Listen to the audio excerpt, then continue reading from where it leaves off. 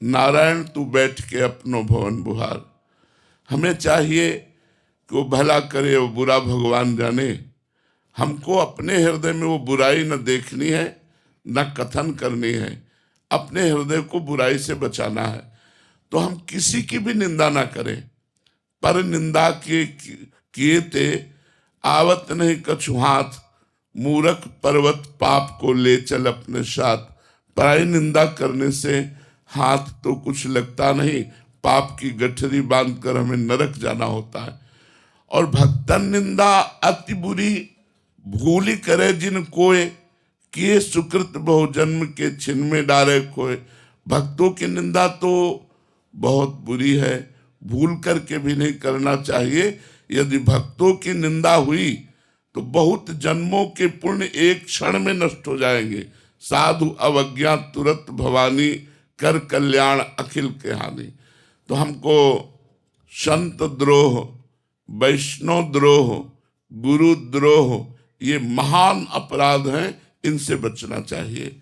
ये ध्यान रख लीजिए। नाम जापक कभी किसी संत की निंदा न करे, कभी किसी वैष्णव की निंदा न करे, कभी गुरुजनों की निंदा न करे। फिर नाम जप करे तो नाम का अपराध नहीं लगेगा और नाम फलीभूत होगा। अब दूसरा नाम अपराध, भगवान शंकर और भगवान श्री हरि में भेद मानना, उनके नामों में भेद मानना। जैसे एक प्रसंग आता है रामचरितमानस में, काकभूषुंड जी अपने पूर्व के जीवन चरित्र का वर्णन करते हैं कि मैं एक ब्राह्मण बालक था, अवध में जन्मा था, पर भगवान शंकर के चरणों में मेरी बड़ी प्रीति थी। तो उज्जैन में हमने दीक्षा प्राप्त की। गुरुजी बहुत उच्च कोटि के महान ज्ञानी संत थे और भगवत प्रेमी भी थे, तो उन्होंने हमें शंकर मंत्र ही दिया, पर वो हरि की बड़ाई करते थे। तुमने गुरुजी से द्रोह हो गया, ऐसा नहीं होना चाहिए। उसका परिणाम क्या हुआ कि गुरु से उपेक्षा होने लगी, अश्रद्धा होने लगी। तो गुरुजी आए और उन्होंने उठकर प्रणाम नहीं किया। ये भारी अपराध है। गुरु के सामने पहुंचने पर सर झुक जाना चाहिए, और हो सके तो पंचांग प्रणाम करना चाहिए, और हो सके तो साष्टांग प्रणाम करना चाहिए। गुरु साक्षात परब्रह्म। तो उन्होंने कि क्या गुरु जी को प्रणाम करना, उन्होंने प्रणाम नहीं किया। उसी समय भगवान शंकर असंतुष्ट हो गए। जिनका वो अनन्य था, जिनका मंत्र जप करता था, उन्होंने ही आकाशवाणी हुई कि अरे दुष्ट, अजगर के जैसा बैठा रहा, तेरे गुरुदेव पधारे और तो उठ करके प्रणाम नहीं किया। जब मैं शाप देता हूं 1000 बार अजगर योनि को प्राप्त हो, 1000 जन्म तुझे अजगर योनि के प्राप्त हो। अब तो गुरुजी ने जब ये आकाशवाणी सुनी तो करुणा से विकल हो गए कि ये बेचारा ज्ञानी जीव कितना भारी कष्ट प्राप्त करेगा। तो नमामि शमीशान निर्वाण रूपम, इस स्तोत्र का गायन किया। जब गुरुजी ने हृदय भरकर भगवान शिव की प्रार्थना की तो भगवान शिव प्रसन्न हो गए और कहा, तेरे गुरु की करुणा देख करके साप तो दिया वो अमोघ है, पर तेरा जो जन्म मरण होगा बहुत जल्दी जल्दी हो जाएगा, और जन्म मरण में जो दुख होता है वो तुझे नहीं होगा, और मेरे प्रताप से अब अविचल राम भक्ति तेरे हृदय में जागृत होगी। तो ये दूसरा नामापराध है, भगवान शिव और श्री हरि में भेद करना, भगवान शिव और श्री हरि के नाम में भेद करना। आजकल लोग समझते नहीं हैं। कुछ वैष्णव शैव की निंदा करते हैं, कुछ शैव वैष्णवों की निंदा करते हैं, और दोनों परमार्थ से अपने आप को खाली कर देते हैं। जो शैव होकर वैष्णवों की निंदा करेगा, जो वैष्णव होकर शैव की निंदा करेगा, वो दोनों अपने परमार्थ से भ्रष्ट हो जाएंगे। इसलिए ये दूसरा नामापराध, भगवान शिव और भगवान श्री हरि में भेद न करना, उनके नाम में भेद न करना। तीसरा, नामदाता गुरु का कभी भी किसी भी तरह से अपमान न करना। हमारा सर्वस्व गुरुदेव का है, तन मन धन प्राण सर्वस्व गुरुदेव के है। हम गुरुदेव को कभी अपमानित न करें, गुरुदेव को कभी नीचा न दिखाएं, गुरुदेव को कभी हम ऐसे अपशब्द न कहें, उनकी अवज्ञा न करें। अगर अवज्ञा करेंगे तो चाहे जितना नाम जप कर लें, हमें भगवत प्राप्ति नहीं होगी। क्योंकि मोक्ष मूलम गुरु कृपा। गुरु यदि प्रसन्न हृदय से होकर के, शिष्य के किसी आचरण से प्रसन्न होकर के, मान लो गुरु के द्वारा कोई ऐसा कार्य हो गया और आपने अपने गुरुदेव के प्रति कि ये तो मेरे प्रभु हैं, और बिल्कुल शांत रहे, तो गुरुदेव जान रहे हैं कि मैंने प्रतिकूलता की, मैंने अपराध किया, और वो हृदय से जब आशीर्वाद देंगे तो निश्चित भगवत प्राप्ति हो जाएगी। मोक्ष मूलम गुरु कृपा, मोक्ष का मूल गुरुदेव की कृपा है। एक बार श्री देवर्षि नारद जी वैकुंठ पहुंचे, थोड़ी देर भगवान के पास बैठे रहे, उठ के चले तो एक भगवत पार्षद ने वहां जल छिड़क करके ऐसे पोछा लगाया, और नारद जी तुरंत वापस आ गए भगवान से कोई बात पूछने के लिए। तो देखा जहां वो बैठे थे वहां पोछा लग रहा है। देवर्षि नारद जी ने कहा, प्रभु जहां हम बैठे थे वहां पोछा लग रहा है इसका। तो बोले, आप निगुड़ा हो, अभी गुरु नहीं बनाया, मेरे भजन के प्रताप से मेरी प्राप्ति तो हो गई, लेकिन आप अभी परम पवित्र नहीं हुए क्योंकि गुरुदेव का वरण नहीं किया। ऐसा कई प्रसंग महाभागवतों के आते हैं। देवर्षि नारद जी ने कहा, प्रभु तो आप ही बता दीजिए मैं गुरु किसको बनाऊं। तो उन्होंने कहा, कल प्रातः काल ब्रह्म मुहूर्त में जिसके पहले दर्शन हो जाए उसी को गुरु बना लेना। भगवान ने ऐसी लीला की कि प्रातः काल बहंगी टांगे हुए उसमें पानी भरने के लिए जो कहार जाता है वही रूप धारण करके भगवान पहला दर्शन किया। उनके मन में क्षोभ हुआ, यार क्या इनको गुरु क्या। दूसरे दिन भगवान के पास पहुंचे, भगवान ने कहा, गुरु दर्शन हुए? बोले, गुरु दर्शन तो नहीं हुए, कहार के दर्शन हुए जो पानी भरने वाला।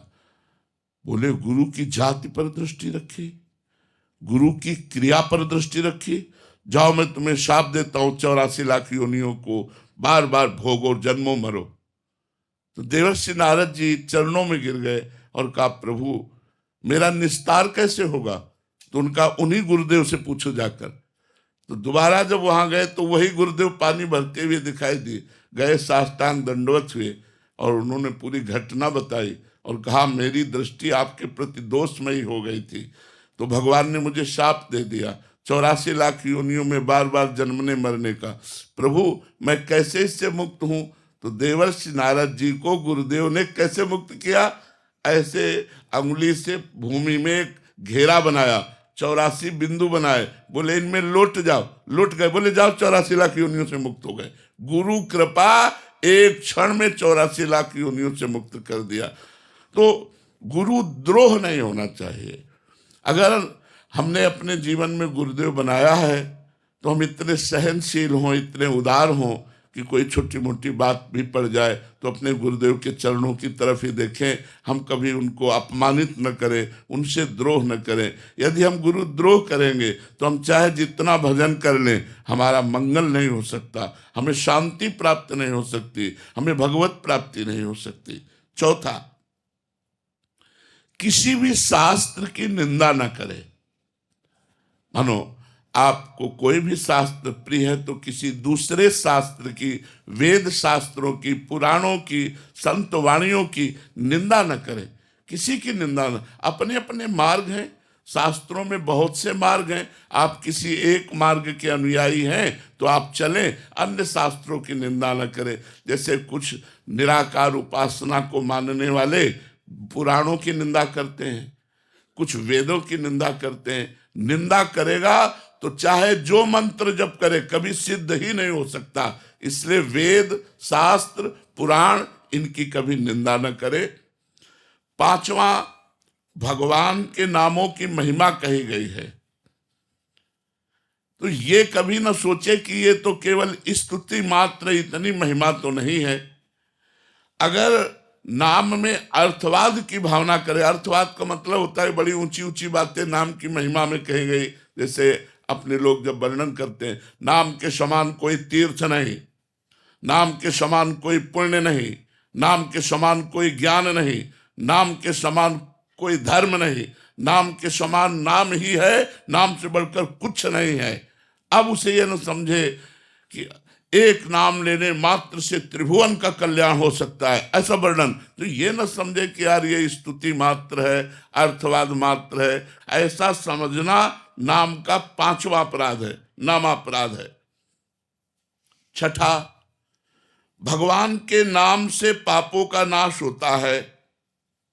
सुना आपने, अब सुबह से पाप करना शुरू किया शाम तक, और शाम के बोले राम राम राम राम, कृष्ण कृष्ण कृष्ण, राधा राधा राधा, बोले पाप तो नष्ट ही हो जाते हैं। तो कह रहे हैं इस प्रकार से नाम के बल से पाप करने वाला वो छठे नामापराध को प्राप्त होता है, उसका पाप नष्ट नहीं होगा, वो नरक को जाएगा।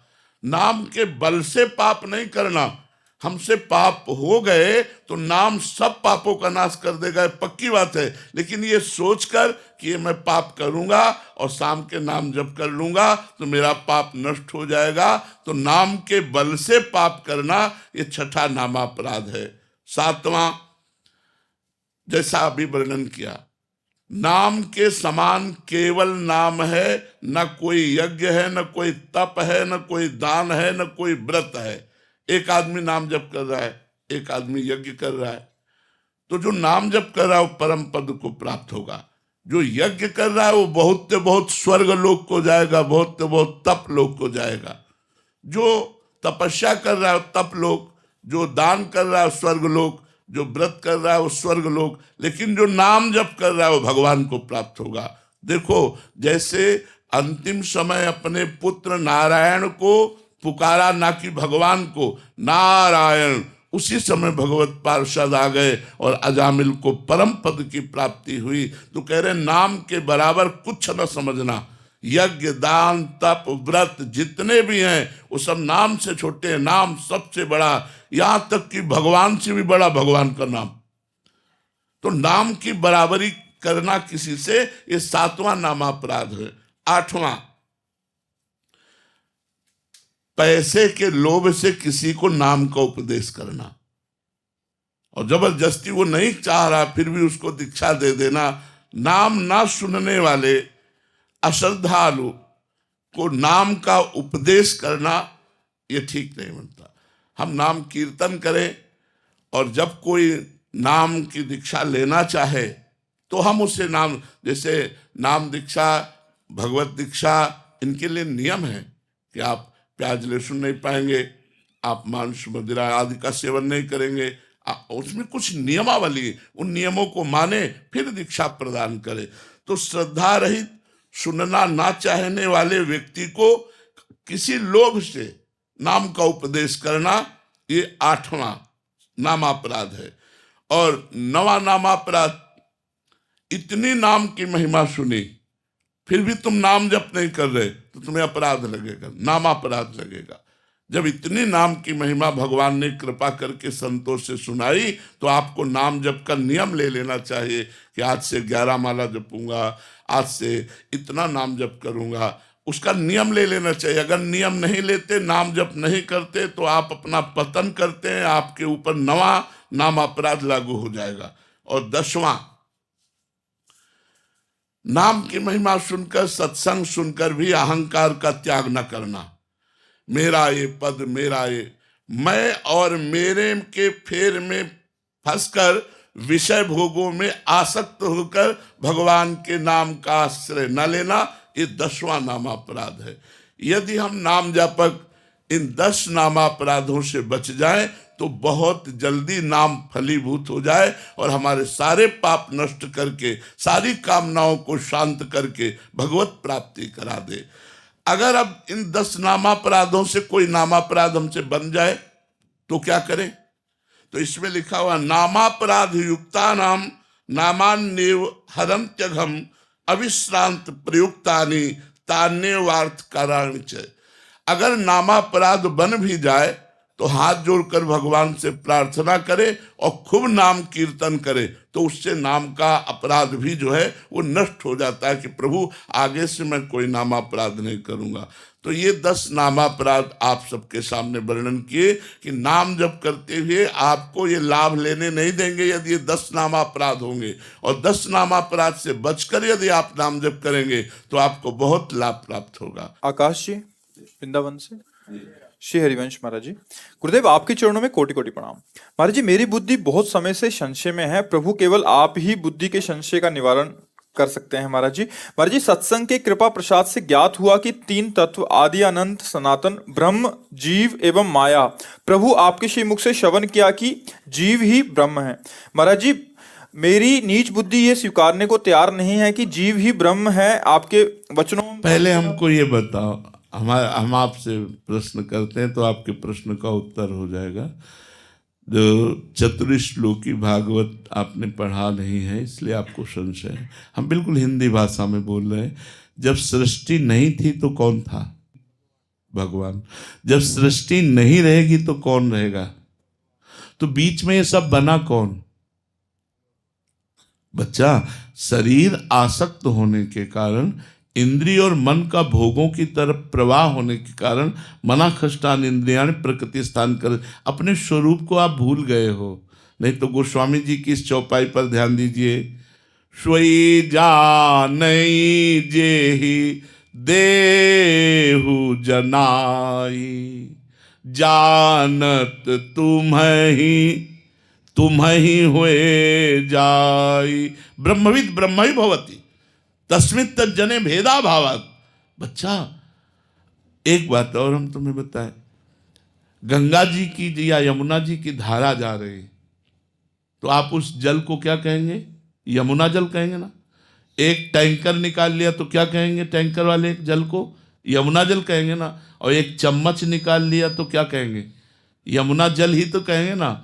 तो जो धारा में, वही टैंकर में, वही चम्मच में, समझ रहे हो ना। वही परमात्मा समस्त चराचर रूपों में विराजमान है, उसके सिवा कोई नहीं। वासना वासुदेवस्य वासितम भुवनत्रयम् सर्वभूत निवासोस्मि वासुदेव नमोस्तुते। अब भजन करोगे तो बच्चा जान जाओगे, वही है ये। जब हम भजन करते हैं तो भजन का आखिरी स्वरूप क्या होता है जानते हो? भजन करते करते ये भी भूल जाना कि मैं भजन कर रहा हूं। ब्रह्म नहीं, माया नहीं, नहीं जीव नहीं काल, अपनी हुई सुधि ना रही, एक रहे नंदलाल। कृष्णाकार वृत्ति। कौन बचा? मन कृष्ण, बुद्धि कृष्ण, चित्त कृष्ण, अहम कृष्ण, सर्वस्व कृष्ण कृष्ण कृष्ण। देखो गोपियों की स्थिति। कान भय प्राण में, प्राण भय कान में, हिय में न जानी परे, कान है कि प्राण है, हिय में न जानी परे, कान है कि प्राण। यहाँ तो प्राणों की बात है। जीव तो ममई वांसो, भगवान का अंश। जैसे यमुना जी का अंश आया तो वो एक चम्मच में भी है, लेकिन वो यमुना जल ही है। ऐसे पूर्ण परमात्मा का अंश पूर्ण स्वरूप ही होता है। वो विस्मृत हो गया, अपने स्वरूप का विस्मरण हो गया। इसलिए उपनिषद कहते हैं तत्त्वमसि, तुम वही हो, तुम और नहीं हो। ये जो अपने को स्त्री पुरुष मान लिया, अपने को और कुछ मान लिया, यही भ्रम है। मायाकृत भ्रम का जब नाश हो जाता है तो ब्रह्माकार वृत्ति अपने आप आ जाती। चाहे भक्ति से करो चाहे ज्ञान से। भक्ति से जो ही भगवत साक्षात्कार हो जाता है, वही सहज स्वरूप जो शंकर सहज स्वरूप सम्हारा, लागी समाधि अखंड अपारा। वही स्वरूप जो भगवान शंकर का, वही आपका स्वरूप है, वही चराचर जगत का स्वरूप है। पर भूल गए अपने स्वरूप को, और देहासक्त होकर देहाभिमानी जीव कहते किसे? जो देहाभिमानी है। देहाभिमान खत्म हुआ, शिव ही शिव है, जीव है ही नहीं। ये नाम रूप मिथ्या है। जैसे स्वप्न में आपने अपने को देखा, एक बाजार देखी, एक संसार देखा स्वप्न में, लेकिन क्या सत्य था? क्या कब पता चला? जब जगे। तब तक तो सत्य था जब तक स्वप्न में थे, जब जगे तो वो झूठा हुआ। ऐसे ही मोह निद्रा में अभी आप सो रहे हैं, जब जगेंगे तो आपको एक ही परमात्मा दे। एको ब्रह्मो द्वितीयो नास्ति। एको ब्रह्म द्वितीयो नास्ति, दूसरा कोई है ही नहीं। सर्वम खलमिदम ब्रह्म ने नानास्ति किंचन। वासुदेवा सर्वमित सब आत्मा सुदुर्लभा, सब जगह वही विराजमान है। अब ये अनुभव करने के लिए साधना करनी पड़ेगी, बातचीत से थोड़ा अनुभव में आ जाएगा। जब हम साधन करते हैं तब ये बात समझ। सब आत्मा सुदुर्लभा, जो सर्वत्र भगवान का दर्शन, गोस्वामी जी अनुभव करके कह रहे ना, सीय राम मैं सब जग जानी, करऊं प्रणाम जोरी जुग पानी। चराचर जगत सिया राम का स्वरूप है, गोस्वामी जी अनुभव कर रहे हैं। तो प्रभु ही तो विराजमान है। जड़ चेतन जग जीव जत सकल राम मैं जान। जड़ चेतन जितना वो भगवान ही बना हुआ, दूसरा नहीं। क्यों? समझ में आ रहा है? लेकिन भजन करोगे तब समझ में आएगा कि वो परब्रह्म परमात्मा अनंत महिमाशाली, वो ऐसा कैसे हो सकता है कि वो विषयों में भ्रमित हो जाए, वो ऐसा करे, वो ऐसा यही तो उसका खेल है। वो अपने आप से अपने आप को छुपा करके वो खेल रहा है। आप भी वही हैं, अपने आप को भूल गए। और जब आपको ज्ञान होगा तो यही बात समझ में आ जाएगी, यही बात समझ में आ जाएगी। भक्ति में अपना भी स्मरण होता है, मैं का, और ज्ञान में मैं की सिद्धि होती है, अहम ब्रह्मास्मि। और भक्ति में मैं का भूल जाना होता है। केवल इष्टाकार वृत्ति, तो एक ही बचा। जब तक एक नहीं बचेगा सवाल हल नहीं होगा। एक बचना चाहिए, आपके पूरी साधना का फल एक होना चाहिए।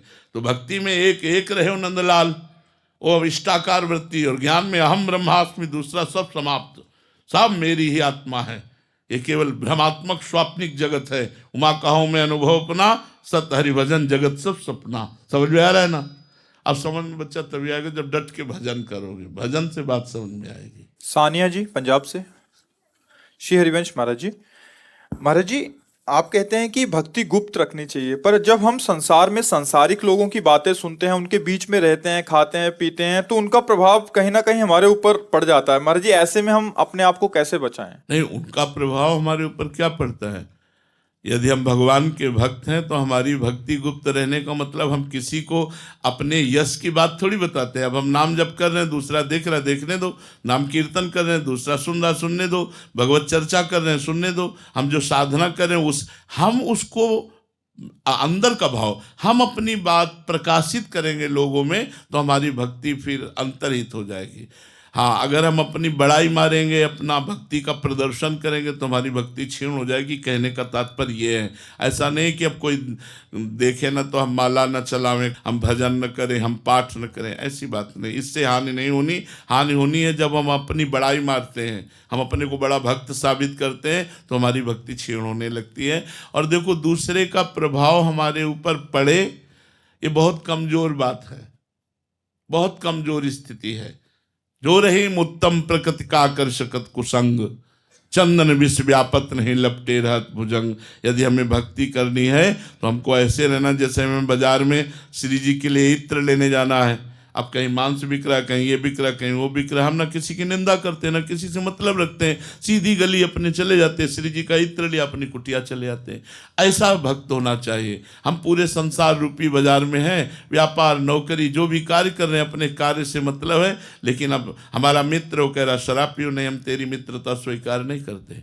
मांस का हम नहीं तेरी मित्रता स्वीकार नहीं करते।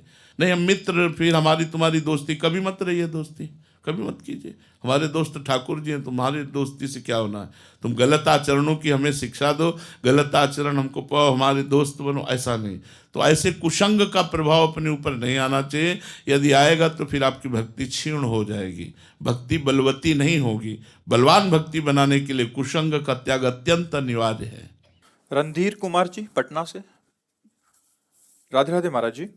महाराज जी क्या नाम जप के द्वारा ब्रह्म ज्ञान की अनुभूति भी संभव है, तथा या अलग अलग मार्ग हैं दोनों? नहीं, अगर आप नाम जप से ब्रह्म ज्ञान जानना चाहते हैं तो जान जाएंगे। महर्षि वाल्मीकि जी को कौन सा ज्ञान नहीं? पढ़िए वाल्मीकि रामायण, कौन सा ज्ञान नहीं उसमें? सब कुछ विराजमान है। और क्या उन्होंने किया? रामा रामा रामा रामा रामा, उल्टा नाम जपत जग जाना। भगवान के नाम में बहुत बड़ा प्रभाव है। हाँ, अगर आप ज्ञान मार्ग में चलना चाहते हैं तो वेदांत का सांख्य मार्ग है, आप चल सकते हैं। आप अष्टांग योग में भी चल सकते हैं, आप कर्म योग में भी चल सकते हैं। अपनी अपनी रुचि के प्रभाव से हम इन मार्गों का चयन करें, इसीलिए भगवान ने बना दिया है। लेकिन घाट हम कितने भी चयन करें, नहाना यमुना जी है। चाहे कर्म योग से जाएं, चाहे अष्टांग योग से जाएं, चाहे सांख्य योग से जाएं या भक्ति योग से जाएं, हमें जो परमात्मा मिलेगा वो वही मिलेगा। वो एक ही परमात्मा, परमात्मा अलग अलग नहीं मिलेगा। भाव के द्वारा तो अलग है, लेकिन तत्व के द्वारा वो एक ही है, उसमें कोई अंतर नहीं। तो अपनी रुचि वैचित्रता के अनुसार अपने को देखना चाहिए। हमारी रुचि ज्ञान मार्ग में है तो भगवान ने ज्ञान मार्ग बनाया है, भक्ति मार्ग में तो भक्ति मार्ग में। पर भक्ति मार्ग का कोई भगत अज्ञानी नहीं होता। देखो, भगवान की भक्ति के प्रभाव से गरुण महाज्ञानी गुण राशि, ज्ञानी ही नहीं कहा उनको, गरुण जी को महाज्ञानी कहा। विश्वामित्र जी भगवान राम से बहुत प्रेम करते हैं, तो विश्वामित्र महामुनि ज्ञानी, महामुनि ज्ञानी। हनुमान जी ज्ञानी नाम अग्रगण्यम बुद्धिमत्ताम वरिष्ठम। कौन ऐसा भक्त है, आप हमें नाम लेकर बताइए, जो अज्ञानी है, जिसको ज्ञान नहीं। संपूर्ण ज्ञान भगवान के भजन से प्राप्त हो जाता है। अगर हम पवित्र आहार करें, पवित्र जीवन व्यतीत करें और खूब नाम जप करें, तो अपने आप ज्ञान का स्फुरण होने लगता है। वो ज्ञान भगवान देते हैं, और जो ज्ञान भगवान देते हैं उसी से माया का नाश होता है। पढ़ लिखे के ज्ञान से माया का नाश नहीं होता, लोगों को प्रभावित किया जा सकता है। विवेक जी इंदौर से। राधे राधे महाराज जी। महाराज जी, क्या भगवान और आत्मा का संबंध प्रेम से बनता है या साधना से? वैसे अज्ञान जनित प्रश्न है। भगवान और आत्मा एक ही है। वो जो आत्मा है वही भगवान है, जो भगवान है वही आत्मा है। इसमें दो नहीं है, द्वैत नहीं है। हाँ, अब हम द्वैत में स्थित है। शरीर, समझ रहे हो? आत्मा को आप जानते हैं? ईमानदारी से नहीं जानते। आप शरीर को लेकर बात करें तो शरीर है द्वैत, आत्मा है अद्वैत। अब मैं अपने को भूल चुका हूं, तो अब हम अपनी साधना प्रारंभ करते हैं शरीर से, मन से, बुद्धि से, चित्त से, अहम से। साधना करते करते जब हमारा शरीर राग नष्ट होता है, सूक्ष्म शरीर भागवतिक हो जाता है, मन बुद्धि चित्त अहंकार इंद्रिया, तो हमें अपने स्वरूप का बोध होने लगता है कि मैं स्वयं परमात्म स्वरूप हूं। चाहे वो जिस मार्ग से जाए, जैसे भक्ति मार्ग से जाएगा तो दास्य है, सखा है, वात्सल्य है, गोपी है, सहचरी, ये सब चिदानंदमय स्वरूप होता है। वो अपने चिदानंदमय स्वरूप में स्थित होकर भक्त भगवान की सेवा में निमग्न रहता है और ज्ञानी मोक्ष को प्राप्त हो जाता है। तो जो आत्मा है वही भगवान है।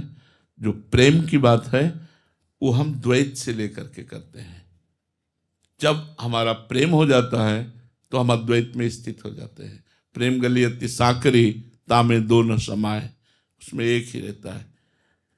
ब्रह्म नहीं, माया नहीं, नहीं जीव नहीं काल, अपनी ही सुध ना रही, एक रहे नंदलाल, अपनी भी याद न रही।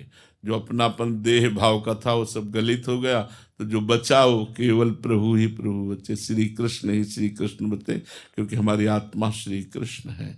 श्री कृष्ण ही हमारी आत्मा है, आत्मा ही श्री कृष्ण है और कोई दूसरा नहीं है। आप समझ पा रहे हैं हमारी बात?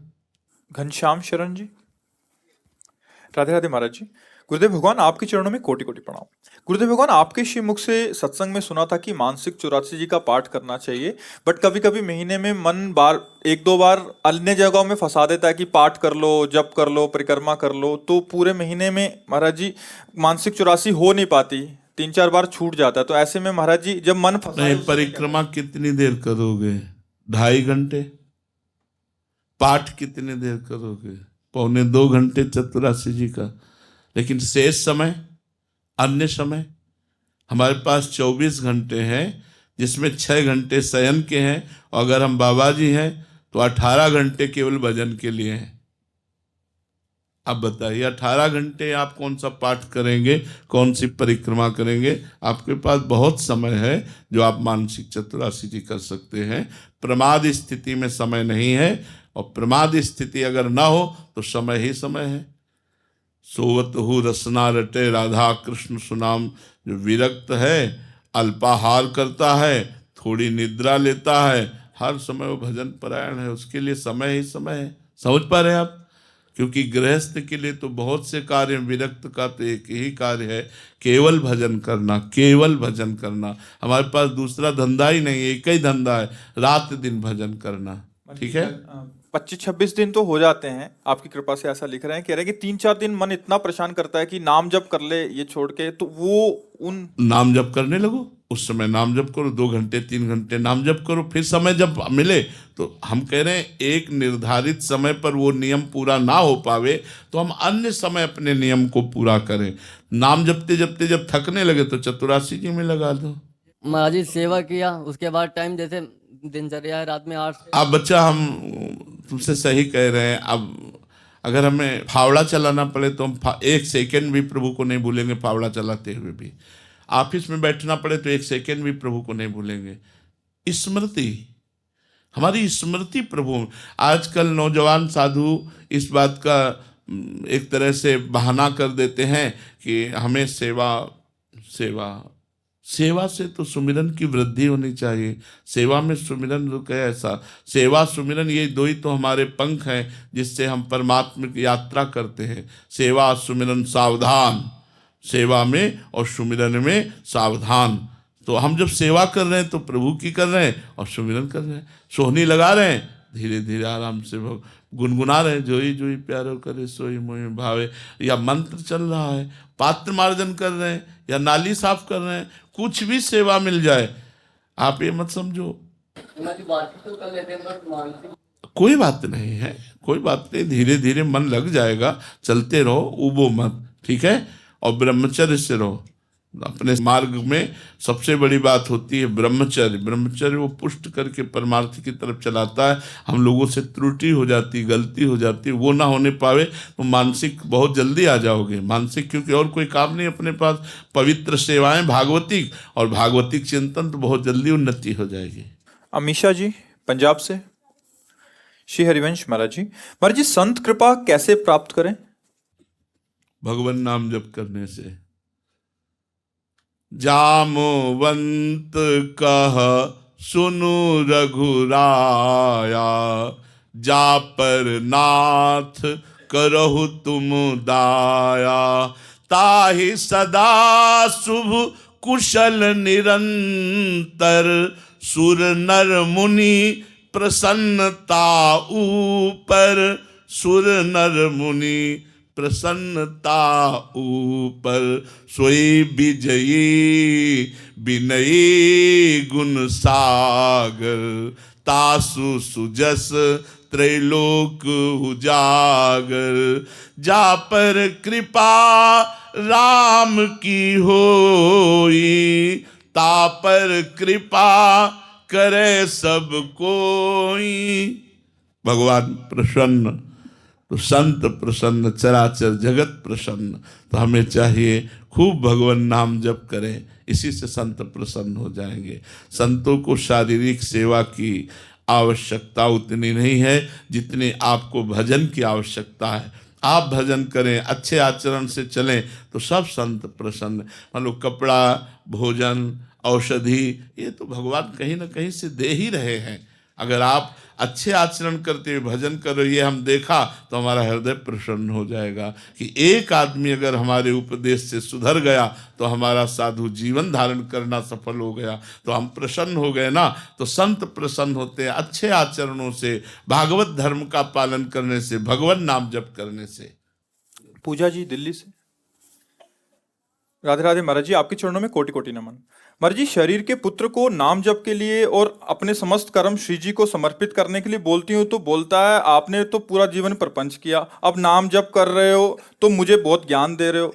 तो मतलब तो ऐसे में महाराज जी मतलब कैसे करें? मतलब पर प्रयासरत रहिए। बच्चे हैं, एक दो बार अवहेलना करें तो भी उनको प्यार से समझाते रहिए। यदि उनसे कह दो बच्चा हमने प्रपंच में व्यतीत किया इसलिए तो पश्चाताप है, हम चाहते हैं कि तुम्हारा जीवन प्रपंच रहित हो, उनको समझाओ ना कि आप ठीक कहते, इसलिए पश्चाताप करके आज मैं नाम जप कर रही हूँ तो तुमको पश्चाताप करना ना पड़े, इसलिए थोड़ा नाम जप तुम भी शुरू कर दो, अभी से शुरू कर दो, तुम्हारा मंगल हो जाएगा। तो नाम जप बुद्धि को प्रवीण बनाता है, नाम जप संसार में चलने का साहस देता है, नाम जप विपत्ति को भोगने का बल देता है, नाम जप अपने आप हर सुविधा प्रदान करता है। विश्वास कीजिए, नाम जप में बड़ी सामर्थ्य है। हमें आप लोगों से बार बार कहते हैं कि आप परेशान मत होइए, आप कहीं भागिए मत, आप कहीं दौड़िए मत। हाँ, भगवान के नाम में, भगवान के मंत्र में अपार सामर्थ्य है दुखों का नाश करने के लिए, लेकिन आप जपो तब। ऐसा नहीं होगा कि हम जपें और तुम सुखी हो जाओ, ऐसा नहीं होगा। आपको जपना पड़ेगा, आपको स्वयं साधन करना पड़ेगा। प्राय लोगों की धारणा ऐसी है कि कोई ऐसा उपाय बताओ कि अंगूठी पहन ले या कोई मतलब जंतुर बांध ले, लोग ऐसा चाहते हैं। लेकिन हम आपको स्पष्ट ऑपरेशन करके बात बता रहे हैं, खुली ऑपरेशन करके बात बता रहे हैं कि को न काहू के सुख दुख कर दाता, निज कृत कर्म भोग सुनु भ्राता।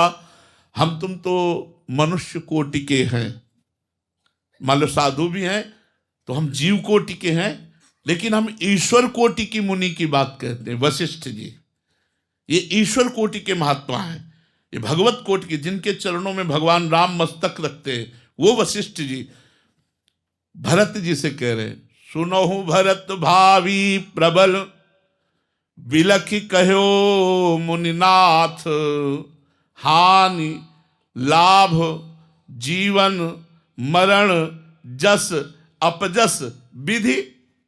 है मंत्र, नाम है, भगवान के नाम में बड़ी सामर्थ्य है, इसलिए नाम जप करो। बेकार के इधर उधर की बातों में मत फंसो, कोई तुम्हारे दुख को नहीं मिटा सकता और जेब तुम्हारी खाली करवा सकता है, ये पक्की बात है। दुख मिटाना है तो तुम्हें लगना होगा।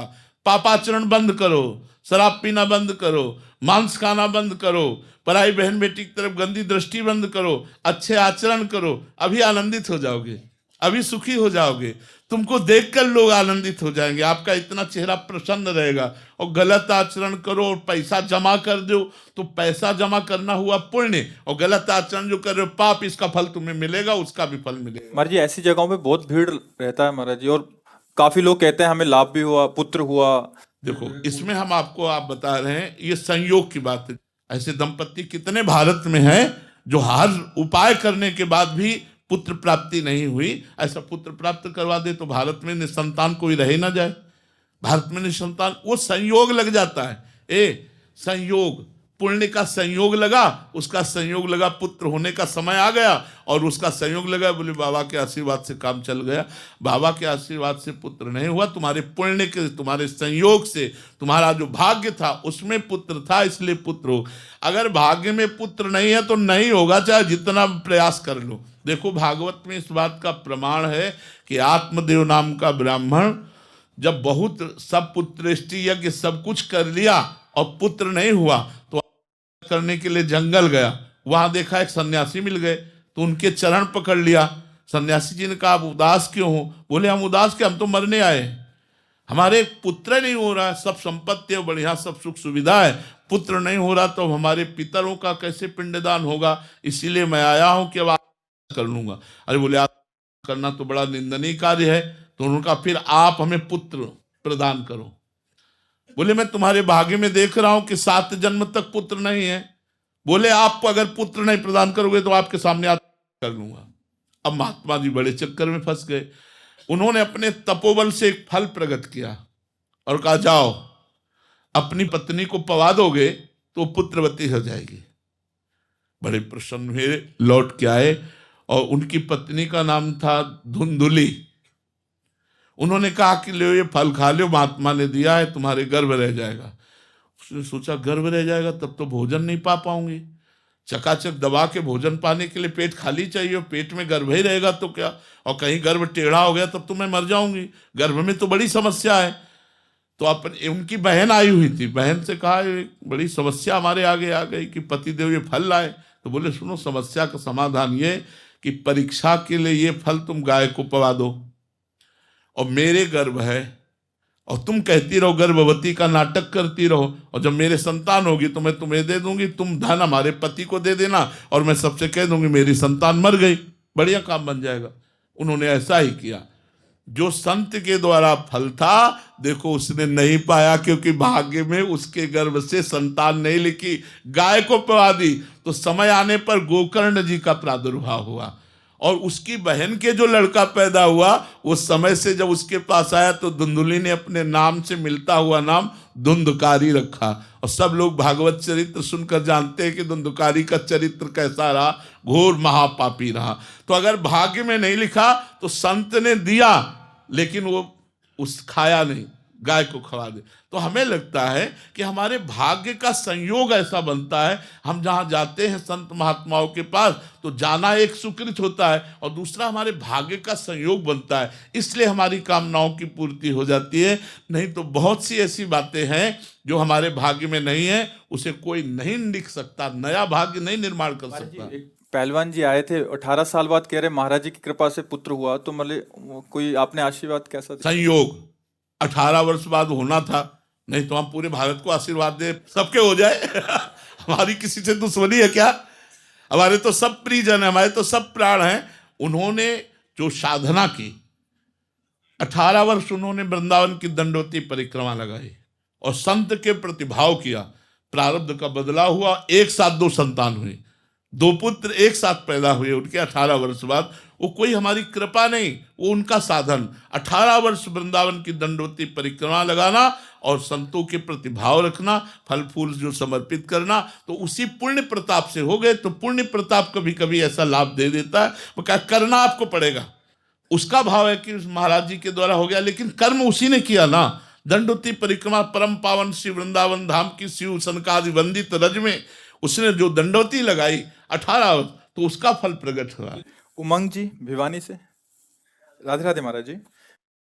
महाराज जी आपका प्रश्न है कि काफी मंदिरों में जाते हैं तो वहाँ नीचे संगमरमर के पत्थर लगे होते हैं कि स्वर्गवासी गोपी राम की याद में, और फिर भगवान के राम जी की दी हुई राशि से ऐसे करके, तो महाराज जी उसमें पैर रखा जाता है तो फिर बड़ा अपराध बोध होता है। काफी मंदिर ऐसे हैं महाराज जी, पंखे पे लिख दिया, दीवारों पे लिखे हैं, उसी में कुछ पोस्टर चिपकाए जा रहे हैं, पैरों में नहीं लिखना चाहिए। वो अज्ञान के कारण ऐसा कर देते, नहीं लिखना चाहिए। भगवान नामों का किसी भी तरह ऐसा वो अपराध तो बोध होता ही है, क्योंकि भगवान के नाम से यदि उसका नाम है और वो पत्थर में लिखा हुआ है, तो हम सनातन धर्मावलंबी कैसे उस पर पैर रख सकते हैं? मान लो राम लिखा है तो हम राम पर जानबूझ करके पैर कैसे, हम गला कटवा सकते हैं, उस पर पैर नहीं रख सकते?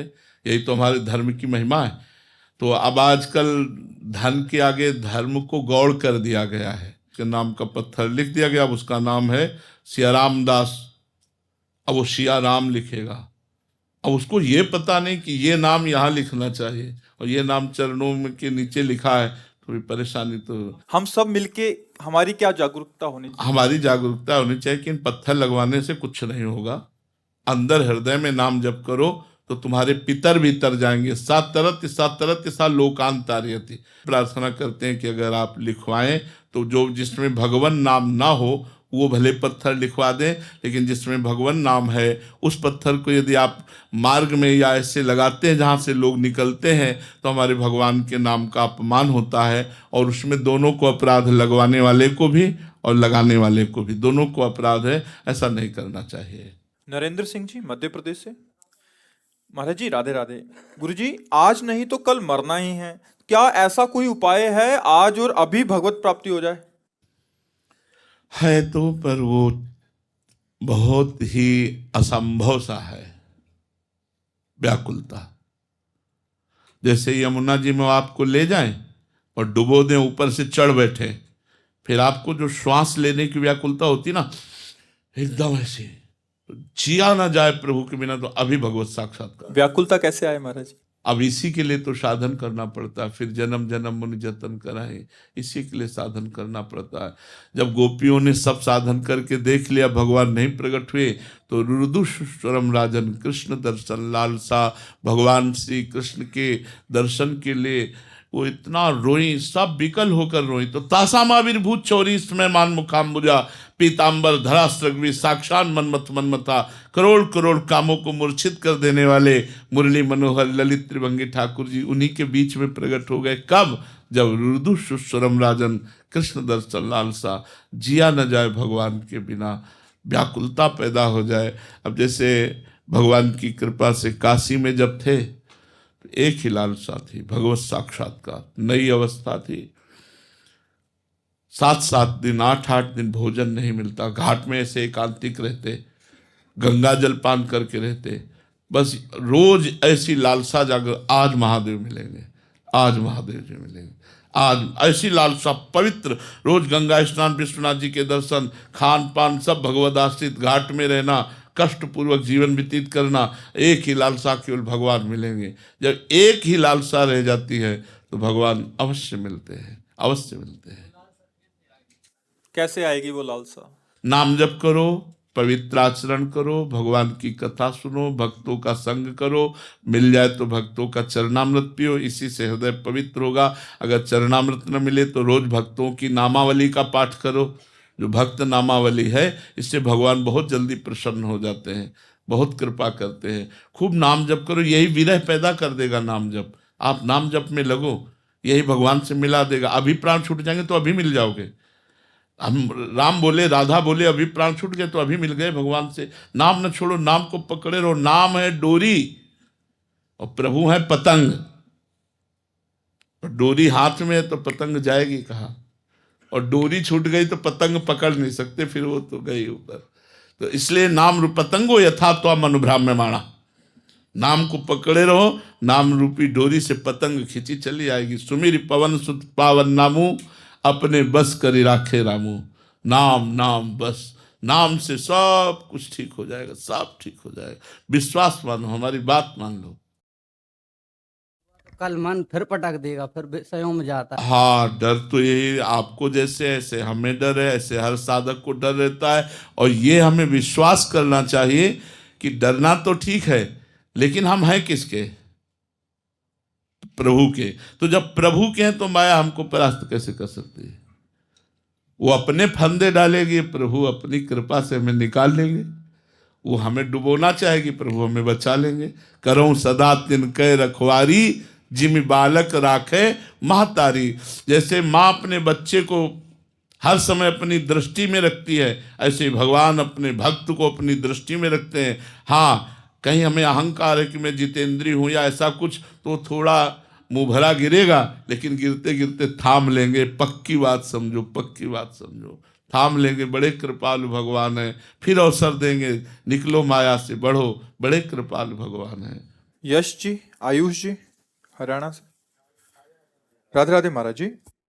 महाराज जी, खेल क्षेत्र में सफलता के लिए कर्म फल को समझने का सरल तरीका क्या है, और क्या सफलता और असफलता में प्रारब्ध का प्रभाव होता है? अच्छा बच्चा, खेल क्या होता है? एक व्यक्ति से अकेले खेल नहीं होता। हमें लगता है जैसे क्रिकेट आदि। किस खेल में हो? महाराज जी फुटबॉल खेलते हैं, नेशनल प्लेयर हैं। हाँ, तो आपका एक बैच होता है ना। हाँ, मान लो आपने बहुत सफलतापूर्वक अभ्यास किया और बहुत सफलतापूर्वक खेले, लेकिन आपके जो और हैं, जो बैच में हैं, अगर उन्होंने वो अभ्यास नहीं किया तो आपको हार मिलेगी, क्योंकि संग दोष का प्रभाव पड़ेगा।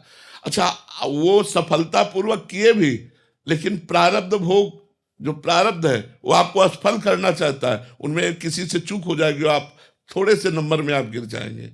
तो इसमें हमें चाहिए कि सब मिलकर के अभ्यास परायण रहें, अभ्यास दृढ़ करें, और कभी हार हो जाती है तो हम निराश ना हो, उसे अपना प्रारब्ध भोग समझ करके चुपचाप सह ले और प्रयास करें।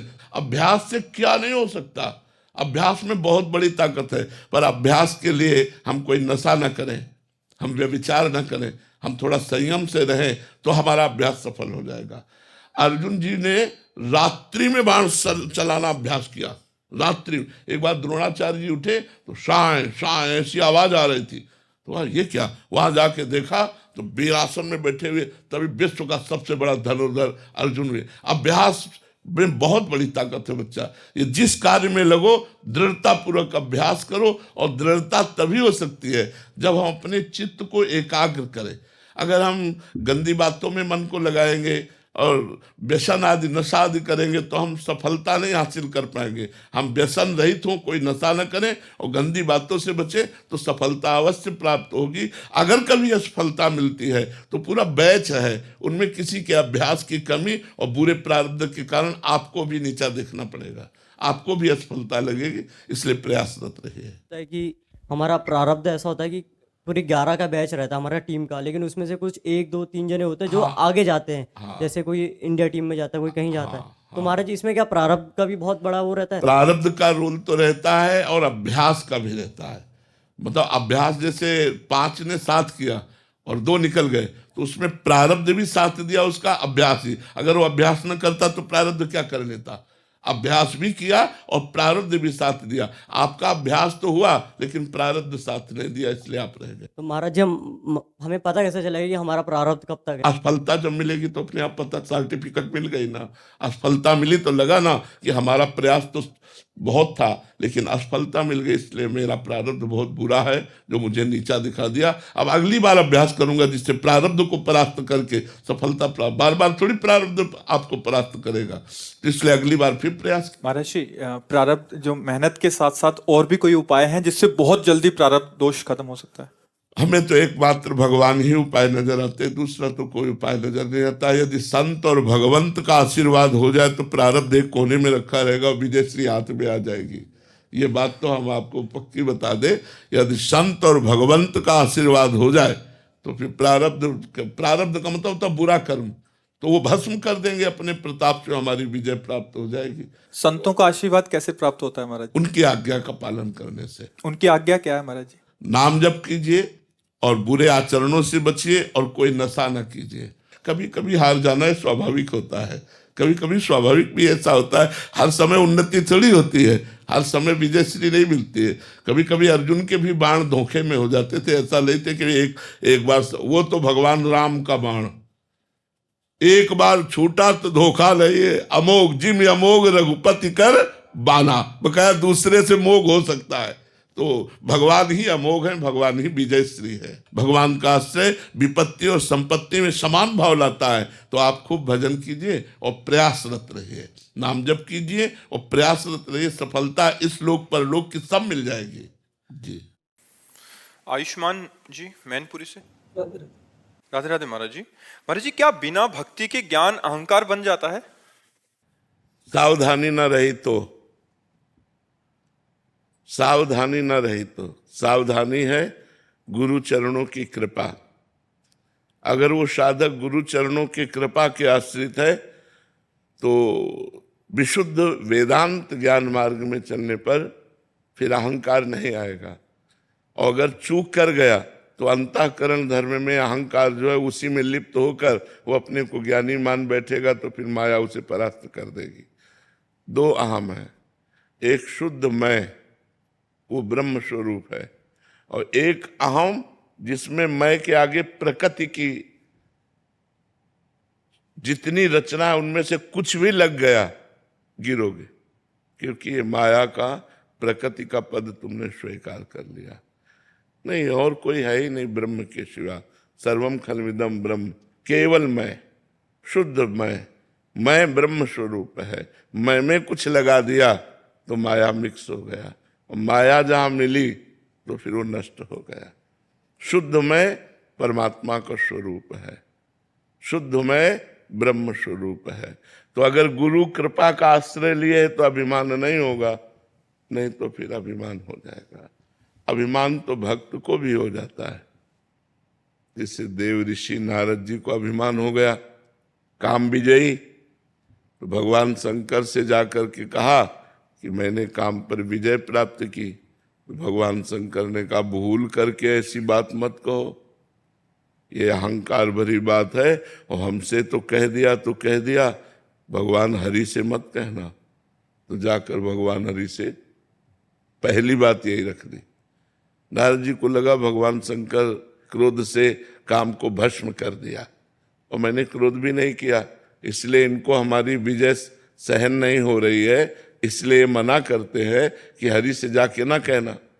तो नारद जी सीधे हरि के पास गए और कहा, भगवान, ऊपरी बात ये थी कि कृपा शब्द बोला और अंदर अहम था, तो भगवान ऊपरी बात नहीं सुनते, अंदर की बात देखते हैं, प्रभु हृदय की बात देखते हैं। कहा, भगवान आपकी कृपा से हमने काम पर विजय प्राप्त कर ली। भगवान मुस्कुरा कर बोले, देवर्षि, आप काम पर विजय प्राप्त कर लें तो कौन सी बड़ी बात, जो आपका स्मरण कर ले वो काम पर विजय प्राप्त कर ले। और पुष्ट कर दिया। भगवान ने देखा देवर्षि नारद मेरे महान भक्त हैं और इनके हृदय में अहंकार आ गया, ये ठीक नहीं है।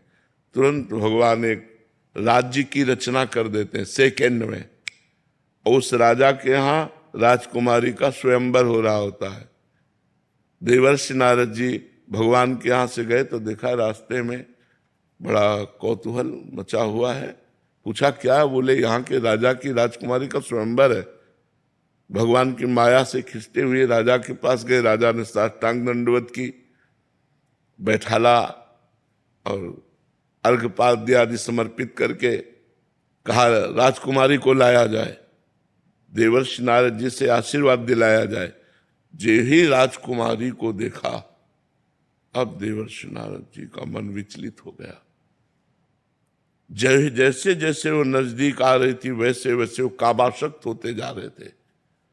अभी भगवान से कह के आए कि मैं काम विजयी हूं। भगवान की माया मूर्तिमान नो मोहिनी माया, हाथ जे ही स्पर्श किया बुद्धि गई। दर्शन से काम व्याप्त हो गया, स्पर्श से जो भागवतिक बुद्धि थी वो अंतर ध्यान हो गई। अब उसमें जब रेखा पढ़ी तो लिखा था जो इसे वरेगा वो अविनाशी हो जाएगा, मरेगा नहीं। जो इसका वरण करेगा वो लक्ष्मीपति होगा। अब बुद्धि होती तो समझ जाते सारे लक्षण भगवान के हैं, लेकिन ठान लिया कि ये मुझे वरण करे। अब विचार किया कि मेरा रूप तो ऐसा नहीं है कि राजकुमारी मुझे वरण कर ले, ऐसा रूप तो भगवान हरि का है। अब इस समय तपस्या के द्वारा इसको हम प्राप्त नहीं कर सकते, समय नहीं है, तो भगवान हरि की शरण में चले, क्योंकि हरि जैसा मेरा कोई हितैषी नहीं। ये बात बहुत जोर की। इस बात में मतलब हृदय न्यौछावर हो जाता है कि ऐसी प्रचंड माया के बीच में भी देवर्षि नारद को एक बात याद है कि हरि जैसा हमारा हितैषी कोई नहीं। अगर ये बात याद रहे तो माया कुछ नहीं कर सकती। तो भगवान का चिंतन किया, भगवान प्रकट हो गए। भगवान से कहा प्रभु मुझे हरि रूप चाहिए। बोले तथास्तु, तुम्हारे लिए अदेय क्या है, मैंने दिया। फिर देवर्षि नारद जी ने कहा जय विधि हो ये नाथ ही तुमोरा, करो शुभेगी दास में तोरा। तो भगवान ने कहा हित ही नहीं, जे विधि हो ही परम हित, नारद सुनो तुम्हार। भक्त से त्रुटि हो सकती है, भगवान से नहीं। भगवान ने कहा जिस तरह तुम्हारा परम हित परम मंगल होगा वही मैं करूंगा, और भगवान ने वही किया। हरि बंदर को भी कहते हैं, बंदर का रूप दे दिया। अब वो बंदर का रूप केवल राजकुमारी को दिखाई दे रहा था, और भगवान शिव के दो पार्षद थे उनको दिखाई दे रहा था। देवर्षि नारद जी सिंहासन पर जाकर बैठे। अब वो तो फूले हुए थे कि मुझे सुंदर रूप मिला है, और जो ही राजकुमारी की दृष्टि पड़ी, विचार किया कि इतने सुंदर सभा में ये असुंदर बंदर रूप वाला कौन आकर बैठ गया। उधर देखा भी नहीं। नारद जी ने सोचा हमारे ऊपर दृष्टि नहीं पड़ी होगी, तो दूसरे जैसे जैसे राजकुमारी बढ़ती वैसे वैसे जिस राजा के पास जाते तो राजा को तो देवर्षि नारद जी दिखाई देते, तुरंत खड़ा हो जाता, वो उसके आसन पर बैठ जाते, राजकुमारी फिर घूम जाती। ऐसा हो ही रहा था कि इतने में भगवान राजकुमार के रूप में आ गए। श्यामला शरीर, कमल नयन, देखते ही करोड़ों काम मूर्छित हो जाए ऐसा भगवान का रूप। राजकुमारी प्रसन्न मुद्रा में तुरंत भगवान के गले में जयमाला डाल दी। भगवान ने हाथ पकड़ा, चल दिया। देवर्षि नारद जी को बहुत अपार दुख हुआ कि मानो प्राण निकल जाएंगे। अब राजकुमारी चली गई, अब क्या? तो शिव के पार्षदों ने कहा जरा अपना रूप भी तो देख लो। तो उन्होंने जे हुई जल में रूप देखा तो मरकट बदन भयंकर थे, मरकट बंदर की वो भयानक रूप। तो उनका अच्छा जीवन माला चलाते हो गया, और एक बार ब्याह करना चाहा तो उल्टा हमें दे दिया। हमने मांगा हरि रूप तो दे दिया बंदर का रूप। आज देखते हैं उनको देवर्षि नारद से पाला पड़ा है, आज उनको हम बताते हैं चल। और जा ही रहे थे गुस्सा में कि रास्ते में देखा भगवान मिल गए, राजकुमारी का हाथ पकड़े हुए, और साथ में लक्ष्मी जी भी। देवर्षि नारद जी ने कहा रुकिए। भगवान ने कहा परम स्वतंत्र हो, तुम्हारे ऊपर कोई है तो नहीं शासन करने वाला, जो मन भाता है वो करते हो। परम स्वतंत्र न सिर पर कोई, भावे मने करो तुम सोई। आज मैं तुम्हें सीख देता हूं, जाओ मैं साथ देता हूं। जैसा मैं स्त्री के वियोग में दुखी हूं, ऐसे तुम स्त्री के वियोग में दुखी हो। जो बंदर का रूप दिया यही तुम्हारी सहायता करेगा। भगवान ने कहा स्वीकार है। तब हरि माया दूर दूरी निवारी, तहां न रमा न राजकुमार। भगवान ने जी माया हटाई, न राजकुमारी न लक्ष्मी जी। ओ देवर्षि नारद जी को तुरंत वो बुद्धि वापस हुई। अरे त्राहिमाम प्रभु, ये क्या हो गया? बोले जाओ जाओ, जपहु जाय शंकर सतनामा, होई हृदय तुरंत। अपराध बन गया परम वैष्णवाचार्य भगवान शंकर का। जाओ उनके सतनामों का पाठ करो, भगवान के नाम का स्मरण करो, जाओ। तो ऐसा नहीं कि ज्ञानी को ही अभिमान हो जाता है, भक्त को भी अभिमान हो जाता है। यदि वो भगवान की कृपा को न देखकर अपनी साधना को देखे तो उसको भी अभिमान हो जाता है। और जिसको अभिमान होता है उसका पतन जरूर होता है, उसको नीचा देखना पड़ता है, माया उसे नीचा दिखा देते हैं। लक्ष्मीनाथ समारंभां नाथयामुन मध्यमाम् अस्मदाचार्य पर्यन्तां वंदे गुरु परंपराम, वंदे गुरु परंपराम। बाबा, हमारे तुलसीदास बाबा ने बड़ा सुंदर भाव लिखा है, भवानी शंकरो वंदे श्रद्धा विश्वास रूपणो। और ये सब हम सब लोगों का यही विश्वास है कि राधा रानी हमारी आज नहीं तो कल फल देंगी, बिल्कुल। बस इसी भाव को लेकर के राधा रानी फल देंगी, आज नहीं तो कल देंगी। राधा रानी फल देंगी, राधा रानी फल देंगी, आज नहीं तो कल देंगी। राधा रानी फल देंगी, जीवन खुशी से खिल जाएगा, जो चाहोगे मिल जाएगा। जीवन खुशी से खिल जाएगा, जो चाहोगे मिल जाएगा। खाली झोली भर देंगी, आज नहीं तो कल देंगी। राधा रानी फल देंगी, आज नहीं तो कल देंगी। दिल के दरवाजे तुम खोलो, दिल के दरवाजे तुम खोलो। प्रेम से राधा राधा बोलो, प्रेम से राधा राधा बोलो। किस्मत तेरी बदल देंगी, आज नहीं तो कल देंगी। राधा रानी फल देंगी, आज नहीं तो कल देंगी। बोलो राधा रानी सरकार की जय। कि नब्ज मेरी देखी और बीमार लिख दिया, नब्ज मेरी देखी और बीमार लिख दिया। क्या रोग है मुझे तो तेरा प्यार लिख दिया। वारी जाऊं उस वैद्य पर, उस हकीम पर, उस डॉक्टर पर, जिसने दवा के बदले तेरा दीदार लिख दिया। जी जी।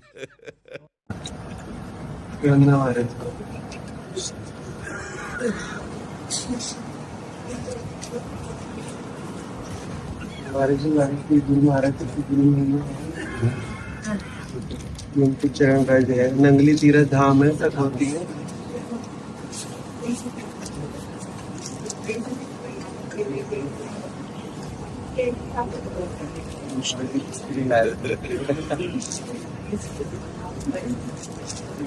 महाराज जी, 68 तीर्थों का जल है, हमारे श्री गुरु महाराज ने चरणों से निकाला था। जब तपस्या की तो वरदान दिया था कि ये जो भी पिएगा करेगा वो स्वस्थ रहेगा। तो आप